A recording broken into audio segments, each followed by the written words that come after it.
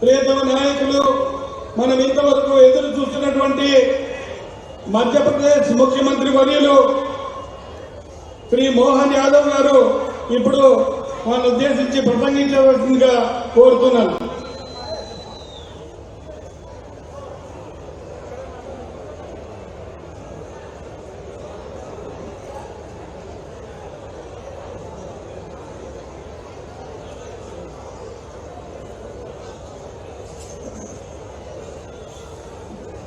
मेरे साथ बोलेंगे भारत माता की, भारत माता की, मातरम मातरम। आज की सभा में थोड़ा माफी चाहूंगा, मुझे अनुवादक लगेगा, सत्या जी मेरी बात का अनुवाद कर देंगे, तो एक बार मंच के लिए जोरदार ताली बजा करके अभिनंदन कर दें पूरे मंच के लिए। प्रदेश अध्यक्ष माधवन जी,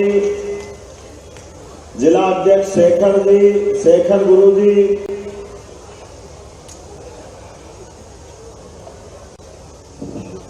सत्य कुमार यादव जी, यहाँ के हमारे नेता और प्रभारी मंत्री MS राजू जी,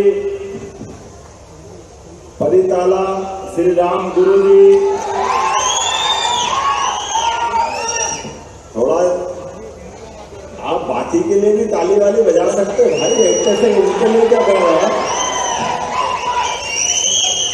आपके लोकप्रिय नेता है तो बाकी लोग भी लोकप्रिय है, ऐसा कमजोर नहीं होते। పరిటాల శ్రీరామ్ ని అభిమాన నాయకుడు, కానీ మిగతా వాళ్ళకి కూడా తప్పట్టు పెట్టండి. माननीय TC वरुण गुरु जी, ये गारू गुरु क्या है? गारू मानी जी। इस अवसर पर माननीय MLA चिलाकलम मधुसूदन रेड्डी जी,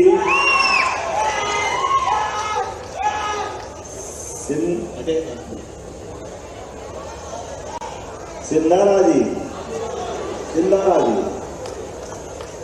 MLA, नाम तो बहुत सारे हैं, मैं तो सबको नमस्कार कर लेता हूँ एक साथ हाथ जोड़कर। आप भी ताली वाली बजा करके आनंद ले लो पूरे मंच का। स्वर्गीय भारत रत्न अटल बिहारी वाजपेयी जी का जिस निमित्त तो हम लोग इकट्ठा हुए हैं, और ये तो गोविंदा की धरती है, जय गोविंदा। और मैं महाकाल की धरती से आता हूं, तो महाकाल का भी जयकारा लगाना चाहिए। बोले महाकाल महाराज की। जब मैं महाकाल बोल रहा हूं, गोविंदा बोल रहा हूं, तो अटल बिहारी वाजपेयी जी जिनके नाम पर ये यात्रा निकलेगी, तो जय जोहार। अटल बिहारी वाजपेयी अमर रहे, अटल बिहारी वाजपेयी अमर रहे। अटल बिहारी वाजपेयी जिनका जन्म शताब्दी वर्ष, मुझे इस बात की प्रसन्नता है, एक ऐसे देशभक्त राजनेता जिनकी जन्मभूमि मध्य प्रदेश ग्वालियर है, मैं वहां से मुख्यमंत्री हूं। थोड़ा अनुवाद भी करते जाना सत्या जी, मुझे लगता है हिंदी जितनी समझ में आएगी, लेकिन आपकी भाषा में और आनंद आएगा। నేను ఈ ఆంధ్రప్రదేశ్ పవిత్ర పుణ్యక్షేత్రం శ్రీనివాసుని సన్నిధిలో గోవింద అంటూనే నేను మధ్యప్రదేశ్లోని ఉజ్జయిని ప్రాంతం నుంచి వస్తాను. ఉజ్జయిని శైవక్షేత్రం పవిత్రత గురించి మీకు తెలుసు, అందుకే జై మహంకాల్ అంటూనే ఎవరి పేరుతోనైతే మనం జత జయంతి సందర్భంగానైతే ఇవాళ యాత్ర చేసుకుంటున్నామో ప్రారంభించుకుంటున్నామో అటువంటి మహానేత అటల్ బిహారీ వాజ్పేయి గారు కూడా జైకారం చేస్తూ ఉన్నాను. ఆ పవిత్ర ఇక్కడ పవిత్ర భూమి, మధ్యప్రదేశ్ లో పవిత్ర భూమి, ఈ రెండింటి మధ్య నేను ఇవాళ మీ మధ్యకు వచ్చాను. మీ అందరూ కూడా జైకారం చేస్తున్నాను. मुझे इस बात को बताते हुए प्रसन्नता है, अटल बिहारी वाजपेयी जिनका जन्म 25 दिसंबर 1924 को हुआ और बहुत संपन्न भी थे, एक तरह से मध्यम वर्ग से भी छोटे व्यक्ति के परिवार से निकल करके एक ऐसा विराट व्यक्ति जिनके लिए पूरी दुनिया में अलग से सम्मान है और आंध्र में आज उनकी मूर्ति का अनावरण करना ये हमारे लिए सौभाग्य की बात है। అటల్ బిహారీ వాజ్పేయి గారు 1924 డిసెంబర్ 25న జన్మించారు. సంపన్న కుటుంబంలో జన్మించలేదు. ఒక దిగువ మధ్యతరగతి కుటుంబంలో జన్మించిన వ్యక్తి ఇవాళ ప్రపంచవ్యాప్తంగా తనకంటూ ఒక ప్రత్యేకత తీసుకురావడమే కాకుండా భారతీయులకు కూడా ప్రపంచవ్యాప్తంగా గౌరవాన్ని, కీర్తిని తీసుకొచ్చారు. అటువంటి మహనీయుడి వేదిక ఇక్కడి నుంచి మాట్లాడడం కూడా నాకు గర్వంగా ఉంది. अटल जी दीनदयाल उपाध्याय जी के बाद जनसंघ के जमाने से राष्ट्रीय अध्यक्ष बने और एक ऐसा राजनेता जो भाषा से, भाषण से, जीवन से गंगा के समान पवित्र और अस्तित्व में उनके कद के लिए हिमालय से ऊंचा व्यक्तित्व और जनता के जीवन की उनके सेवा करने के लिए पूरा जीवन जिनने समर्पित कर दिया। అటల్ బిహారీ వాజ్పేయి గారు నాడు జనసంఘ్ సిద్ధాంతకర్తగా ఉంటున్న దీన్ దయాళ్ ఉపాధ్యాయ మరణానంతరం తర్వాత పార్టీ బాధ్యతలు తీసుకున్నారు. వారి భాష వల్ల కానీ, వారి భావం వల్ల కానీ, వారి వ్యవహారం వల్ల కానీ వారు ఎంత పవిత్రమైన నాయకుడిగా ఇవాళ ప్రపంచం ముందు నిలబడ్డారంటే గంగా యమున ఎంత పవిత్రమైందో అంతటి పవిత్రమైన నాయకుడు అటల్ బిహారీ వాజ్పేయి గారు. అదేవిధంగా ఆయన వ్యవహార శైలి కారణంగా, ప్రజలకు చేసిన సేవ కారణంగా ఒక మహోన్నత వ్యక్తిత్వం, హిమాలయానికైనా ఎత్తైన వ్యక్తిత్వాన్ని ఆయన నిర్మించుకున్నారు. और अटल जी का व्यक्तित्व तो इतना बड़ा था और चंद्रबाबू नायडू से भी उनकी बहुत आत्मीयता थी। ये हमारे लिए सौभाग्य की बात है। एनडीए का प्रेसिडेंट बनाने का काम अटल बिहारी वाजपेयी जी ने उनके समय नायडू जी को किया था। जोरदार अभिनंदन करें इस माध्यम से भी। అటల్ బిహారీ వాజ్పేయి గారి వ్యక్తిత్వం ఎంత గొప్పదో అదే విధంగా ఆయన మిత్రత్వం కొనసాగేది. ఈ రాష్ట్ర ముఖ్యమంత్రిగా ఉంటున్న గౌరవనీయులు చంద్రబాబు నాయుడు గారితో కూడా వారికి అదే మిత్రత్వం ఉండేది. గతంలో ఎన్డీఏ ప్రారంభం చేసింది అటల్ బిహారీ వాజ్పేయి గారు అయితే మొట్టమొదటిగా ఆనాడు ఎన్డీఏ జాతీయ అధ్యక్షుడు, ఎన్డీఏ అధ్యక్షుడు. एक बार, दो बार, 3 बार लगातार प्रधानमंत्री के रूप में जनता की सेवा करने का अटल बिहारी वाजपेयी जी ने जो संकल्प लिया, उस समय का पोखरण परमाणु विस्फोट, पाकिस्तान को टाइगर हिल्स के मामले में घर में घुस के मारने का और गरीब आदमी के गांव तक प्रधानमंत्री सड़क पहुंचाने का योगदान अगर किसी ने दिया है तो अटल बिहारी वाजपेयी ने दिया। जोरदार अभिनंदन अटल बिहारी वाजपेयी जी का करें। ఒక్కసారి కాదు, 2 సార్లు కాదు, 3 సార్లు ఈ దేశానికి ప్రధానమంత్రిగా పనిచేసిన అటల్ బిహారీ వాజ్పేయి గారు అనేక రకాలైన అభివృద్ధి కార్యక్రమాలు చేసుకోవడం జరిగింది. ప్రతి గ్రామాన్ని జోడిస్తూ ప్రధానమంత్రి గ్రామ సడక్ యోజన తీసుకోవడమే కాకుండా పోఖ్రాన్లో అణుపరీక్షలు నిర్వహించి పాకిస్తాన్కి వారికి అర్థమయ్యే భాషలో గుణపాఠం నేర్పించిన మహనీయుడు అటల్ బిహారీ వాజ్పేయి గారు. అటువంటి వ్యక్తిని ఒక్కసారి మనమందరం కూడా జయకారం కొట్టాల్సిన అవసరం. और अटल जी के उस लगाए पौधे के भाव के आधार पर यशस्वी प्रधानमंत्री के नेतृत्व में दिल्ली में सरकार चल रही है और वापस एनडीए के चेयरमैन हमारे चंद्रबाबू नायडू, नरेंद्र मोदी जी का भी जोरदार अभिनंदन करें। ये दोस्ती पक्की है, लंबे समय तक टिकने वाली है। గతంలో ఎన్డీఏలో తెలుగుదేశం పార్టీ కూడా భాగస్వాములుగా ఉన్నారు. మళ్ళీ దాన్ని ఆ పరంపరను కొనసాగిస్తూ మళ్ళీ ఆంధ్రప్రదేశ్ లో ఎన్డీఏ ప్రభుత్వం ఉంది. ఇదే కేంద్రంలో మోడీ గారి ప్రభుత్వం, రాష్ట్రంలో చంద్రబాబు నాయుడు గారి, పవన్ కళ్యాణ్ గారి ప్రభుత్వాలు నడవాలి. ఈ స్నేహం మరీ చాలా కాలం పాటు కొనసాగాలి. ఆ విధంగా మీరు అందరూ కూడా ఆశీర్వదించాల్సిందిగా కోరుతున్నాను.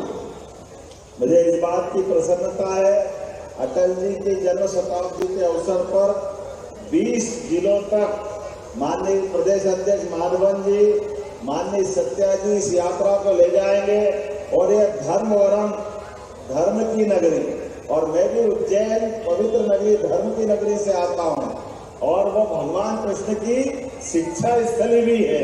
मुझे इस बात का आनंद है, भगवान कृष्ण भी जीवन भर सच्चाई के लिए, धर्म के लिए दुनिया की किसी ताकत से नहीं डरे।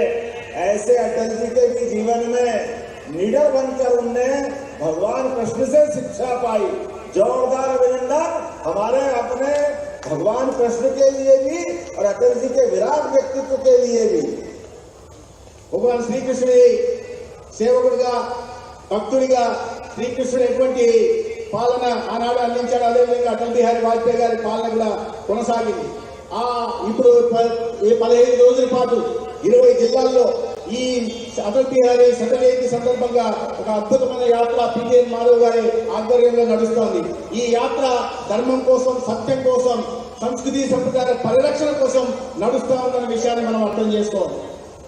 National NDA national democratic alliance जिसके चेयरमैन चंद्रबाबू नायडू है, आप आंध्र प्रदेश में टेक्नोलॉजी, इंफ्रास्ट्रक्चर, एडमिनिस्ट्रेटिव इफिशिएंसी लगातार अलग अलग क्षेत्रों में, सभी क्षेत्रों में लगातार आगे बढ़ा रहा है। मुझे इस बात का गर्व है, यशस्वी प्रधानमंत्री के नेतृत्व में आंध्र भी आगे बढ़ रहा है और हमारे साथ मध्य प्रदेश भी आगे बढ़ रहा है। ये सौभाग्य की बात है। वर्तमान के दौर में जितना अच्छा समय माननीय मोदी जी के नेतृत्व में देश आगे बढ़ रहा है, दुनिया आश्चर्य से देख रही है। लेकिन मुझे इस प्रसन्नता है कि भगवान कृष्ण के वंशज को मध्य प्रदेश जैसे बड़े राज्य का मुख्यमंत्री बनाकर सबका साथ सबका विकास, इस भाव से हमारी पार्टी आगे बढ़ रही है और एनडीए आगे बढ़ा रहा है। मुझे वहां बढ़ाया या चंद्रबाबू नायडू ने सत्या जी को बढ़ाया, यह हमारे लिए सौभाग्य की बात है। जोरदार अभिनंदन करें इस भाव के लिए भी। ఎన్డీఏలో చాలా ముఖ్యమైన నాయకుడిగా ఉన్న చంద్రబాబు నాయుడు గారి నాయకత్వంలో ఇవాళ రాష్ట్రం పరుగులు తీస్తోంది. అది మౌలిక సదుపాయాల కల్పన కావచ్చు, లేదా పరిశ్రమలు తీసుకురావడం కావచ్చు, ఉద్యోగ ఉపాధి అవకాశాలు కావచ్చు, లేదా పెట్టుబడులు కావచ్చు, ఏ రకంగా చూసినా కూడా ఆంధ్రప్రదేశ్ ముందుకు పోతా ఉంది. అదేవిధంగా కేంద్రం నుంచి నరేంద్ర మోడీ గారి ప్రభుత్వం సహకారం అందిస్తా ఉంది. ఇదే రకంగా ఆంధ్రప్రదేశ్ కూడా అభివృద్ధి చెందాలి, మధ్యప్రదేశ్ కూడా అభివృద్ధి చెందాలి, దేశం కూడా అభివృద్ధి చెందాల్సిన అవసరం ఉంది. అయితే ఈ శ్రీకృష్ణుని వంశంలో పుట్టిన నందు, అంటే వారిని పుట్టిన నన్ను ఇవాళ దేశ ప్రధాని నరేంద్ర మోడీ గారు మధ్యప్రదేశ్ కు ముఖ్యమంత్రిగా నియమిస్తే, అదే వంశంలో పుట్టిన సత్యకుమార్ని ఈ రాష్ట్రంలో చంద్రబాబు నాయుడు గారు కూడా మంత్రిని చేశారు. ఏ రకంగానైతే సబ్కా సాత్ సబ్కా వికాస్, అందరి వెంట అందరి అభివృద్ధిని కాంక్షిస్తూ కేంద్రంలో ప్రభుత్వం నడుస్తా ఉందో, అదేవిధంగా రాష్ట్రంలో కూడా ప్రభుత్వం నడుస్తా ఉంది, అభివృద్ధి ముందుకు సాగుతా ఉంది. मुझे भाषा में थोड़ी सी भावना दिख रही है, आपके चेहरे के भाव बता रहे हैं, आपका प्रेम बता रहा है। मध्य प्रदेश से मैं आंध्र में जरूर आया हूं, ऐसा लग रहा है ये दो भाइयों का बिछड़ा हुआ प्रदेश ये आनंद के साथ एहसास करा रहा है। मैं आपको प्रणाम कर रहा हूं, आपका आनंद ले रहा हूं, आपका अभिनंदन करता हूं। సత్యకుమార్ చేస్తున్న అనువాదం కారణంగా నాకు భాష అర్థం కావడం లేదు, కానీ భావన మాత్రం అర్థమవుతా ఉంది. నాకు ఎలా అనిపిస్తుందంటే, నేను మధ్యప్రదేశ్ సంబంధించిన వాడిని, కానీ ఇవాళ ఈ కార్యక్రమం కారణంగా ఆంధ్రప్రదేశ్ లో వచ్చినప్పటికీ కూడా మధ్యప్రదేశ్ లోనే ఉంటున్న భావన మీ అందరి ప్రేమాభిమానాల కారణంగా నాకు కనిపిస్తుంది.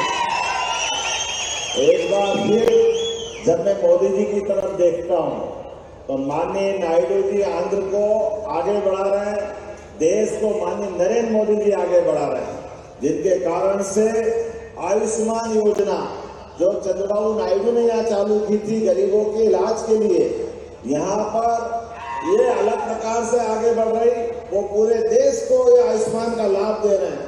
प्रधानमंत्री किसान सम्मान निधि पहली बार पूरे देश के किसानों को देने का काम माननीय प्रधानमंत्री ने किया। जल जीवन मिशन, गति शक्ति, Sagarmala, Bharatmala, startup India, stand up India, इतनी प्रकार की योजना गरीबों के जीवन को अच्छा बनाने के लिए दी है।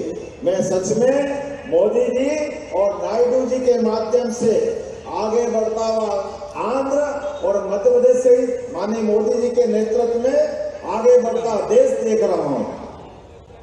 చంద్రబాబు నాయుడు గారి అద్భుత పాలన కొనసాగుతున్న విషయం బయట నుంచి మేము గమనిస్తూనే ఉన్నాం. అదేవిధంగా కేంద్రంలో కూడా నరేంద్ర మోడీ గారు ప్రధానమంత్రి అయినప్పటి నుంచి అనేక రకాలైన అభివృద్ధి కార్యక్రమాలని, సంక్షేమ పథకాలని వారు ప్రవేశపెట్టడం జరిగింది. అందరికీ 5 లక్షల దాకా వైద్య సేవ అందించడం కోసం ఆయుష్మాన్ భారత్ ప్రభుత్వ కార్యక్రమాన్ని తీసుకొచ్చిన, రైతులకు పంట పెట్టుబడి కోసం పీఎం కిసాన్ సమ్మాన్ నిధిని తీసుకొచ్చిన, గతి ద్వారా మౌలిక సదుపాయాలు జరిగిన, సాగర్ మాల, భారత్ మాల కారణంగా పోర్టు నిర్మాణం జరుగుతున్న ఇవన్నీ కాకుండా స్టార్టప్ ఇండియా లాంటి వినూత్నమైన కార్యక్రమాలు తీసుకొచ్చి ఈ దేశంలో చదువుకున్న యువతకు అందరికీ కూడా ఉపాధి, ఉద్యోగ అవకాశాలు కల్పిస్తున్నారు నరేంద్ర మోడీ గారు. వీటిని అందిపుచ్చుకొని ఆంధ్రప్రదేశ్ ముందుకు పోతా ఉంది. అదేవిధంగా మధ్యప్రదేశ్ కూడా ముందుకు సాగుతా ఉంది. రెండు అభివృద్ధి సాధించి రేపు రాబోయే రోజుల్లో దేశం అభివృద్ధి సాధించడంలో ప్రధాన భూమికను పోషిస్తాయి. एक बार मैं फिर भाजपा के प्रदेश अध्यक्ष श्रीमान PVN माधव के नेतृत्व में भारतीय जनता पार्टी के इस यात्रा के लिए शुभकामना देता हूं, जिसका नाम सुपरिपालना यात्रा। ये केवल यात्रा नहीं है, एक आंदोलन है जो लगातार 15 दिन तक 20 जिलों में घूमते हुए 25 दिसंबर को अटल जी की जयंती पर अमरावती में खत्म होगी। आंध्र प्रदेश के हर नागरिक को इस यात्रा में शामिल होने का और अटल जी के जीवन को जानने का मौका मिलेगा। इस भावना के आधार पर मैं शुभकामना देता हूं।